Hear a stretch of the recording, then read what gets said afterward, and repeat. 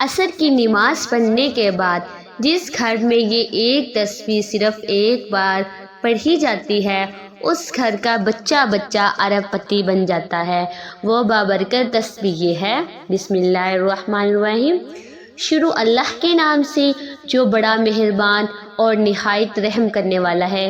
لاکھوں کروڑوں بار درود نبی، رحمت نبی، آخر الزماں حضرت محمد مصطفیٰ صلی اللہ علیہ وآلہ وسلم پر، آپ کی ازواج مطہرات پر، آپ کے اہل بیت پر، آپ کے تمام صحابہ کرام پر، آپ کی تمام آل اولاد پر اور آپ کی تمام امت پر۔ محترم بھائیوں اور بہنوں، عصر کی نماز کے بعد جس گھر میں بھی یہ ایک تسبیح پڑھی جاتی ہے اس گھر کا بچہ بچہ اللہ کے فضل و کرم سے کروڑوں نہیں بلکہ ارب پتی بن جاتا ہے۔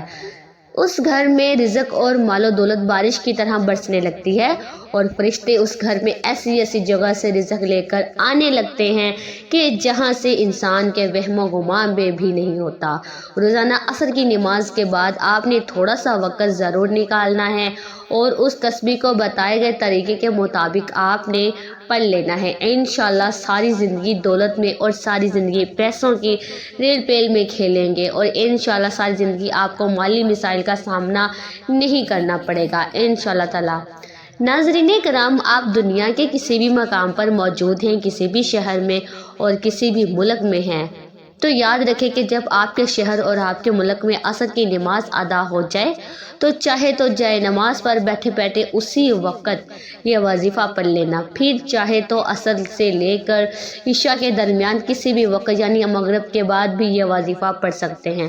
لیکن عشاء کی نماز کیونکہ دن بھر کی آخری نماز ہوتی ہے، تو کوشش کریں کہ عشاء کی نماز سے پہلے یہ وظیفہ ضرور پڑھ لیجئے اور پھر اس کے کمالات اپنی آنکھوں سے دیکھیے گا۔ مال و دولت، رزق اور پیسہ آپ کو یوں ڈھونڈے گا جیسے کوئی پیاسا پانی کو ڈھونڈتا ہے۔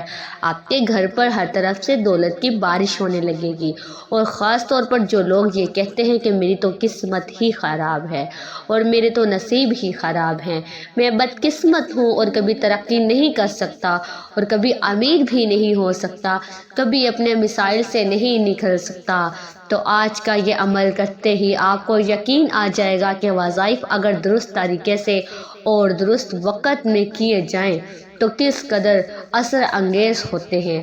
آج وہ لوگ بھی اس تسبیح کو ضرور پڑھ لیں جو پوری طرح سے قرض میں ڈوبے ہوئے ہیں اور جن کا بال بال قرض میں جکڑا ہوا ہے، جن کو قرض دار بار بار تنگ کرتے ہیں اور جن کو قرض داروں نے آخری موقع دیا ہے کہ ان کی رقم لوٹا دیں ورنہ ہر طرح کے نتائج بھگتنے کے لیے تیار رہیں، تو جان لیجئے کہ یہی وہ تسبیح ہے جو قرضوں سے فوری طور پر چھٹکارا حاصل کرنے کے لیے انتہائی مجرب اور مؤثر جانی ہے اور مانی جاتی ہے۔ لہٰذا آپ کو آج ایک ایسا عمل دینے والے ہیں کہ اللہ کی ذات پر بھروسہ کرتے ہوئے آپ نے آج اس سے یہ عمل شروع کر لینا ہے اور پھر اس کی برکتیں اور رحمتیں آپ کو خود بخود معلوم ہو جائیں گی اور انشاءاللہ ساری زندگی اپنی جھولیاں اٹھا اٹھا کر ہمیں دعائیں دیں گے۔ انشاءاللہ تعالیٰ وہ جو ساری زندگی نہ مل سکا آج مل جائے گا انشاءاللہ تعالیٰ۔ اس ایک عمل کو کرتے ہی آپ کو مل جائے گا، آپ کی ساری زندگی کی پریشانیاں اس ایک عمل کے پڑھتے ہی اللہ کے فضل و کرم سے ختم ہو جائیں گی انشاءاللہ۔ تو پھر اس سے بڑھ کر اور کیا چاہیے ناظرین کرام؟ جو لوگ وظائف پڑھتے ہیں اور کہتے ہیں کہ ہمیں کوئی فائدہ نہیں ہوتا، تو ان کے لیے بھی بتاتے چلیں کہ آج یہ ایک چھوٹا سا وظیفہ میرے بتائے ہوئے طریقے کے مطابق پڑھ لیجئے، آپ خود دیکھیں گے کہ کس طرح سے آپ کی قسمت کے بند تارے اللہ کے حکم سے کھلنے لگیں گے۔ ناظرین کرام، آج کے فتنوں بھرے دور میں بہت سے لوگ ایسے ہیں کہ خاص طور پر بہت سی خواتین ایسی ہیں کہ جنہوں نے اپنی زندگی کے مسائل کے ہاتھوں تنگ آ کر اپنے آپ کو ٹینشن اور ڈپریشن کا شکار کر لیا ہے، جو مسائل کے سبب پریشان اور بیمار رہنے لگی ہیں۔ تو آپ سے صرف اتنا کہیں گے کہ ہمت اور حوصلہ کبھی مت ہاریے گا اور اللہ سبحانہ وتعالیٰ کی ذات مبارک پر بھروسہ کرتے ہوئے یہ ایک چھوٹا سا عمل لازمی کر لینا اور خود اپنے مسائل کو حل ہوتا ہوا دیکھ لینا۔ یہ بھی بتا دوں کہ آج کا یہ عمل کوئی گھنٹوں اور منٹوں پر مشتمل نہیں ہے، بلکہ صرف 1 سے 1.5 منٹ کا یہ عمل روزانہ عصر کی نماز کے بعد کرنے کا اپنا معمول بنا لینا۔ تو ناظرین کرام، آئیے آج کے اس عمل کے بارے میں بھی جان لیتے ہیں، لیکن پہلے آپ سے درخواست ہے کہ نیچے کمنٹ باکس میں اللہ کا کوئی سا بھی صفاتی نام ضرور درج کر دینا، لیکن یاد رہے کہ اللہ کے 2 صفاتی نام یا رحمانو یا رحیمو ایسے نام ہیں کہ جن کی مدد سے جب بھی اللہ کو پکارا جاتا ہے تو اللہ کی رحمت جوش میں آ جاتی ہے۔ تو ایک بار کمنٹ باکس میں یہ 2 نام ضرور تحریر فرما دیجئے گا۔ اس کے ساتھ ہی درخواست کرتے چلیں کہ اگر ابھی تک آپ نے ہمارے چینل کو سبسکرائب نہیں کیا تو خدا را سب سے پہلے ابھی سبسکرائب والا بٹن دبا دیجئے گا۔ جزاک اللہ خیر۔ ناظرین محترم، کیا آپ جانتے ہیں کہ یہ طائر نعاب کون ہے؟ اس کا قرآن پاک میں ذکر کیوں کیا گیا ہے اور اس پرندے کا اللہ کے نظام رزق کے ساتھ کیا تعلق ہے اور اللہ کس طرح سے رزق عطا فرماتا ہے؟ یہ وہی پرندہ ہے جسے ہم عام زبان میں کوا کہتے ہیں۔ حضرت داؤد علیہ السلام کا ایک مشہور دعائیہ قول ہے، اے اللہ، اے وہ ذات جو نعاب کو اس کے گھونسلے میں رزق عطا فرماتا ہے، مجھے بھی رزق عطا فرما۔ نعاب یعنی کوے کا بچہ جب انڈے سے نکلتا ہے تو اس کا رنگ سفید ہوتا ہے اور اس کے والدین جو کالے رنگ کے ہوتے ہیں اسے پہچان نہیں پاتے۔ وہ اس ننھے بچے کو غیر معمولی سمجھ کر چھوڑ دیتے ہیں۔ بچہ بے یار و مددگار رہ جاتا ہے کیونکہ وہ ابھی اتنا طاقتور نہیں ہوتا کہ خود اپنا کھانا تلاش کر سکے، لیکن اللہ تعالیٰ جو ہر شے کا رازق ہے اس پر خصوصی مہربانی فرماتا ہے۔ اللہ اس بچے کے لیے مخصوص قسم کے کیڑے بھیجتا ہے جو بچے کے منہ پر آ کر بیٹھ جاتے ہیں، یوں یہ بچہ ان کیڑوں کو کھا کر زندہ رہتا ہے۔ کچھ دنوں بعد جب بچے کے پر نکل آتے ہیں اور اس کا رنگ بھی کالے کوے جیسا ہو جاتا ہے، تب اس کے والدین اسے پہچان لیتے ہیں اور اس کا خیال رکھنے لگتے ہیں۔ یہ واقعہ اللہ تعالیٰ کی بے انتہا قدرت اور رزق کی فراہمی کی مثال ہے۔ وہ نہ صرف انسانوں بلکہ جانوروں اور پرندوں کا بھی خیال رکھتے ہیں، چاہے وہ کتنے ہی بے یار و مددگار کیوں نہ ہو۔ اللہ تعالیٰ کے رزق کی فراہمی کا ذکر قرآن مجید میں یوں کیا گیا ہے، اور آسمان میں تمہارا رزق ہے اور سب کچھ ہے جس کا تم سے وعدہ کیا گیا ہے۔ بس آسمان اور زمین کے رب کی قسم، یہ بات بالکل سچ ہے جیسے کہ تم بات کرتے ہو۔ یہ آیت ہم یقین دلاتی ہے کہ اللہ تعالیٰ ہر جاندار کا رازق ہے اور اس نے ہر مخلوق کے لیے اس کا رزق مقدر کیا ہے، چاہے حالات جیسے بھی ہوں۔ اللہ کے فضل اور کرم ہمیشہ ہمارے ساتھ ہیں۔ کیا آپ اب بھی اپنے کل کے رزق کی فکر کر رہے ہیں؟ اللہ تعالیٰ کی اس عظیم قدرت پر بھروسہ رکھیں اور اپنی زندگی کو اللہ کی رضا کے مطابق گزاریں۔ جب آپ اللہ پر مکمل بھروسہ رکھتے ہیں تو کوئی بھی مشکل آپ کو پریشان نہیں کر سکتی۔ یوں دعا کیا کریں کہ اے اللہ، اے وہ ذات جو نعاب کو اس کے گھونسلے میں رزق عطا فرماتا ہے، مجھے بھی رزق عطا فرما۔ یہ دعائیہ کلمات ہمیں یاد دلاتے ہیں کہ اللہ تعالیٰ ہر حال میں اپنی مخلوق کا خیال رکھتا ہے اور وہی سب کا حقیقی رازق ہے۔ اس بات سے قطع نظر کہ کون امیر ہے یا غریب، کون گورا ہے یا کالا، کون اچھا ہے یا برا، اللہ سبحانہ و تعالیٰ ہر ذی روح کے لیے رزق کا انتظام فرماتا ہے۔ یہ بات الگ ہے کہ کسی کو کم رزق ملتا ہے اور کسی کو زیادہ، کسی کو جلدی مل جاتا ہے جبکہ کسی کو دیر سے رزق ملتا ہے، کسی کو حصول رزق کے لیے محنت کم کرنا پڑتی ہے جبکہ کسی کو رات دن سخت دن پریشانی سے کام کرنا پڑتا ہے۔ لیکن جیسے بھی حالات ہوں، ہر انسان کو ہر حال میں اللہ کی ذات پر مکمل یقین اور بھروسہ رکھنا چاہیے اور اللہ کی ذات مبارک سے بھی کبھی مایوس نہیں ہونا چاہیے۔ اس کے علاوہ چند ایسے قرآنی اور روحانی وظائف بھی ہیں جو انسان کے رزق میں، اس کے مال و دولت میں اور اس کی آمدن میں اضافے کا سبب ہے، اور یہ سب اللہ کے فضل سے ہی ممکن ہے۔ بے شک کوشش کرنا انسان کا کام ہے اور عطا فرمانا اللہ کی شان ہے۔ اسی طرح کچھ عملیات ایسے بھی ہیں جن کے سبب ان کو کرنے والوں کی نسلیں سنور جاتی ہے۔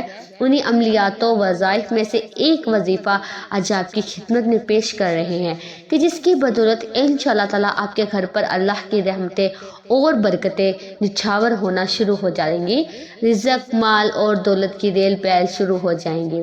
زندگی کے معاملات میں آسانیاں شامل حال ہوگی اور آنے والا ہر دن پہلے سے بہتر اور خوشحال ہوگا۔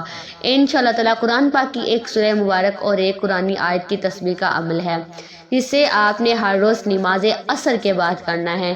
یہ عمل عصر سے لے کر عشاء کی اذان سے پہلے آپ کر سکتے ہیں، لیکن اس عمل کے لیے بہترین وقت عصر کی نماز کے بعد کا وقت ہے۔ پیارے آقا حضرت محمد مصطفیٰ صلی اللہ علیہ وآلہ وسلم کے فرمان کے مطابق عصر سے لے کر مغرب کی نماز کا درمیانی حصہ دعاؤں کی قبولیت کا ہوتا ہے، بہت خاص اور بہترین حصہ ہے، لہٰذا اس وقت میں مانگی گئی دعائیں قبولیت کے اعتبار سے بلند درجہ رکھتی ہے۔ ناظرین محترم، شریعت کے اصطلاح میں اللہ تعالیٰ کے حضور التجا اور درخواست کرنے کو دعا کہتے ہیں۔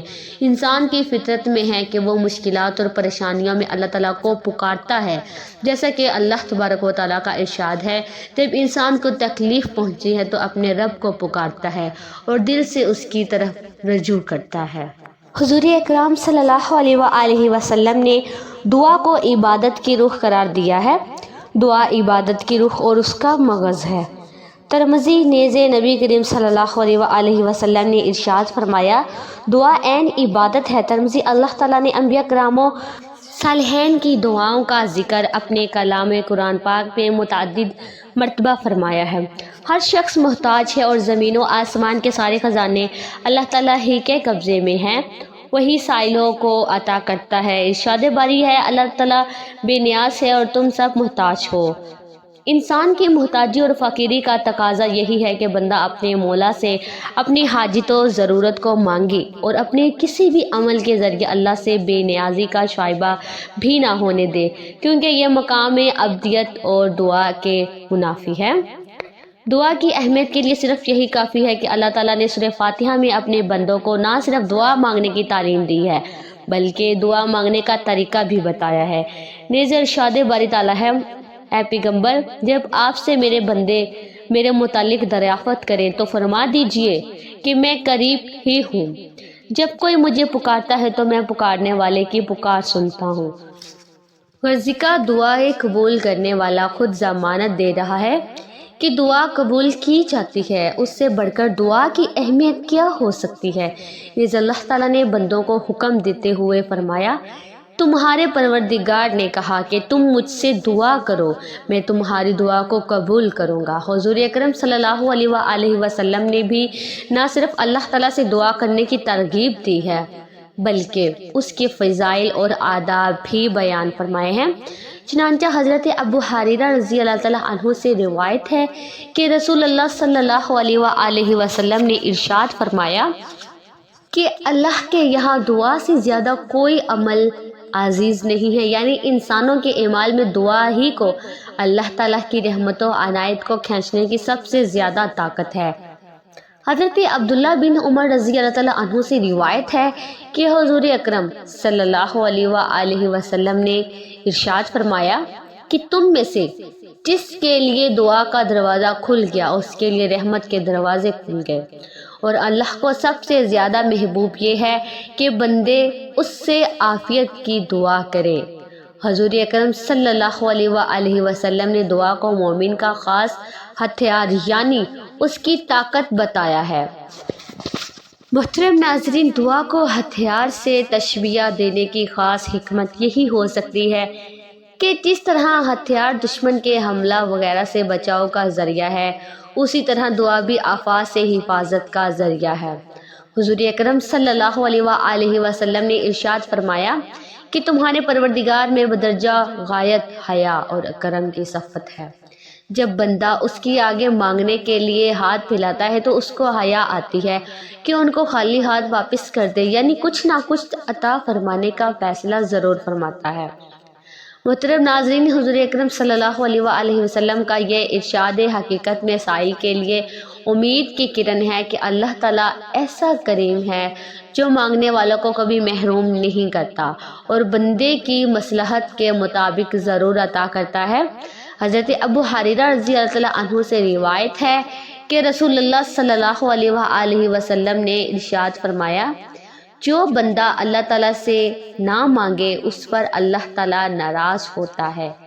دنیا میں ایسا کوئی نہیں ہے جو سوال نہ کرنے سے ناراض ہوتا ہو، حتیٰ کہ والدین بھی اولاد کے ہر وقت مانگنے اور سوال کرنے سے چڑ جاتے ہیں، مگر اللہ تعالیٰ اتنا مہربان ہے کہ جو بندہ اس سے نہ مانگے وہ اس سے ناراض ہوتا ہے، کیونکہ اللہ تعالیٰ سے دعا نہ کرنا تکبر کی علامت ہے اور مانگنے پر اسے پیار آتا ہے۔ ناظرین کرام، آج کا وظیفہ بھی در حقیقت اللہ سے مانگنے کا ہی ہے۔ ایک بہترین عمل ہے کہ اس عمل کے سبب مانگی گئی دعا اللہ پاک رد نہیں فرمائے گا انشاءاللہ تعالیٰ۔ لہٰذا ہمارے وہ بھائی اور بہنیں جو اپنے روزمرہ کے گھریلو حالات سے تنگ آ چکے ہیں، جو اپنے ذہن میں یہ بات بٹھا چکے ہیں کہ اب ان کی زندگیاں اس طرح غربت اور افلاس میں ہی رہ کر بسر ہونے والی ہیں، اور جو لوگ اللہ کی رحمتوں سے مایوس ہو چکے ہیں، تو آج کا یہ عمل ایسے ہی افراد کے لیے ہے۔ ناظرین محترم، جو لوگ سائیکل، موٹر سائیکل، گاڑی وغیرہ کا استعمال کرتے ہیں وہ بخوبی یہ بات جانتے ہیں کہ یہ چیزیں انسان کی سہولت کے لیے ہیں، لیکن کبھی کبھار یہ خراب بھی ہو جاتی ہیں، تو پھر انہیں مرمت کروانا پڑتا ہے اور انہیں کسی مکینک کے پاس لے کر جانا پڑتا ہے۔ اسی طرح زندگی کی گاڑی بھی چلتے چلتے کبھی رک جائے تو حالات سے مایوس ہونے کی بجائے اس کی خرابی کو دور کرنے کی فکر کرنی چاہیے اور دیکھنا چاہیے کہ زندگی میں ہم سے کون سی ایسی خطا ہوئی ہے جس کے باعث ہماری چلتی ہوئی زندگی میں خلل واقع ہو گیا ہے اور زندگی کے معاملات رکاوٹ کا شکار ہو گئے ہیں۔ حالات بدلتے رہتے ہیں اور نامناسب حالات سے کبھی بھی مایوس نہیں ہونا چاہیے، بلکہ ایسی صورت میں پہلے سے بھی بڑھ کر اللہ کی جانب رجوع کرنا چاہیے اور بڑھ چڑھ کر دعا کرنی چاہیے۔ ناظرین محترم، آج کا وظیفہ عصر کی نماز کے بعد قرآن پاک کی ایک سورت اور ایک قرآنی آیت کا وظیفہ ہے۔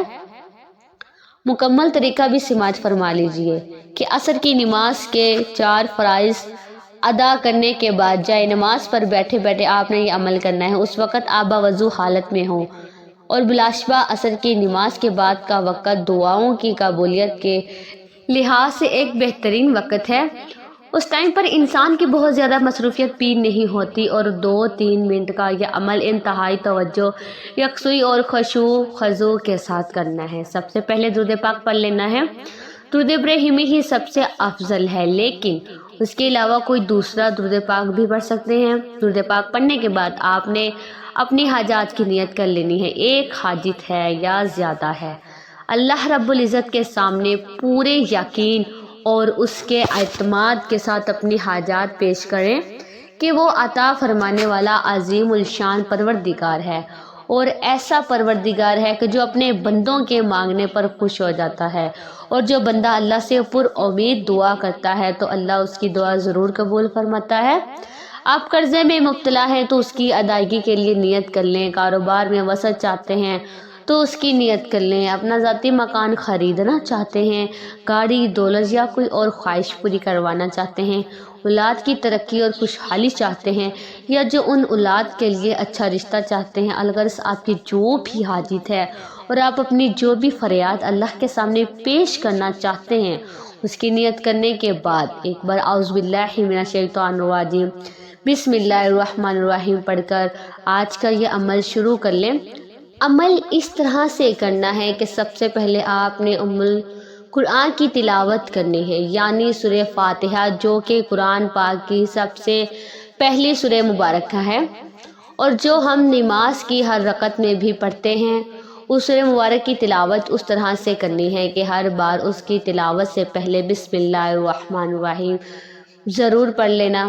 آپ اس کی تلاوت ہاتھوں کی انگلیوں پر گن کر لیں یا پھر تسبیح کے دانوں پر گن کر لیں، اور یاد رہے کہ آپ نے سورہ فاتحہ کی تلاوت پورے 11 مرتبہ کرنی ہے، نہ کم اور نہ ہی زیادہ، کیونکہ اس عمل کے لیے یہ ایک مخصوص تعداد ہے جس کا خیال ضرور رکھنا ہے آپ نے، ٹھیک ہے۔ آپ نے پورے 11 مرتبہ گن کر سورہ فاتحہ کی تلاوت کرنے کے بعد قرآن پاک کی ایک آیت مبارکہ کی تسبیح کر لینی ہے۔ یہ آیت سورہ انعام کی آیت نمبر 17 ہے، پڑھ لیجئے اسکرین پر جو دکھائی جا رہی ہے۔ تو ناظرین ترجمہ یہ ہے، اور اگر اللہ تمہیں کوئی تکلیف پہنچائے تو اس کے سوا کوئی اسے دور کرنے والا نہیں، اور اگر وہ تمہیں بھلائی دے تو وہ ہر چیز پر قادر ہے۔ اس آیت مبارکہ کی فضیلت علماء کرام کے ہاں بہت زیادہ ہے۔ آقا برین بڑے بڑے لا علاج بیماریوں کے علاج کے لیے اور بڑی بڑی درپیش حاجات کے لیے اس آیت مبارکہ کا وظیفہ تلقین کرتے ہیں۔ اس آیت کا عمل کرنے والا کبھی خالی ہاتھ اور مایوس نہیں لوٹتا۔ ناظرین کرام، اس آیت مبارکہ کا عمل انسان کی 7 نسلوں کو سنوار دیتا ہے۔ چھوٹی سی آیت مبارکہ کا عمل جو شخص ہر روز کرتا ہے تو اپنی کھلی آنکھوں سے اللہ کے انعامات کو بارش کی طرح برستا ہوا دیکھ لیتا ہے۔ ناظرین کرام، چھوٹی سی یہ آیت مبارکہ ہاتھوں کی انگلیوں پر گن کر پڑھ لیں یا پھر تسبیح کے دانوں پر پڑھ لیں اور جان لیں کہ اس آیت مبارکہ کو آپ نے گن کر 33 مرتبہ پڑھنا ہے، نہ اس سے کم اور نہ ہی اس سے زیادہ، کیونکہ وظائف کے اعتبار سے اس کی ایک مخصوص تعداد کا آقا برین نے ہمیں بتائی ہے، اس کا لحاظ کرنا ضروری ہے۔ اس آیت مبارکہ کو 33 مرتبہ پڑھنے کے بعد پھر سے درود پاک پڑھ لیں تاکہ آپ کا عمل مکمل ہو جائے۔ اس کے بعد پورے خشوع خضوع اور دل کی گہرائی سے اللہ کے سامنے اپنے حاجات پیش کریں، یعنی اللہ سبحانہ تعالیٰ کی بارگاہ میں عظیم المرتبت میں دعا کریں اور جو اپنی حاجات ہیں اللہ کی بارگاہ میں پیش کر دیں۔ اللہ تبارک و تعالیٰ سے دعا ہے کہ نیکی کی بات کو سننے سمجھنے اور اس پر عمل کرنے کی طاقت و توفیق مرحمت فرمائے۔ میرا سنانا اور آپ کا سننا اپنی پاک بارگاہ الہی میں قبول و منظور فرمائے، آمین یا رب العالمین۔ محترم ناظرین، درخواست ہے کہ ہماری آج کی اس معلوماتی ویڈیو کو لائک اور شیئر کر دیجیے اور ہمارے چینل کو سبسکرائب کر لیں۔ جزاک اللہ خیر۔ اللہ حافظ۔